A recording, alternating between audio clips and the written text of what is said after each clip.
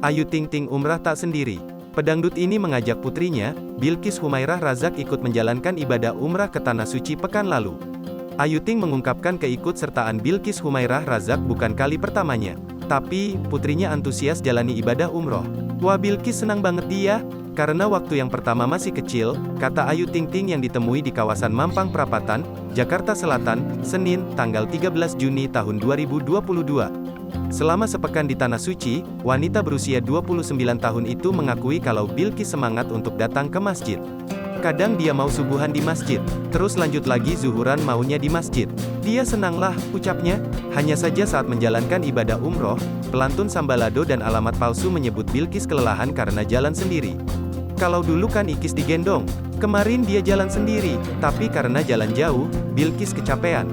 Kakinya pada pegal katanya, jelasnya. Tentu saja Ayu Ting Ting tidak tega. Tapi sebagai orang tua, ia harus bisa memberikan pendidikan agama yang baik kepada Bilqis Humairah Razak. Memang harus dari kecil dikasih tahu jalan ibadah.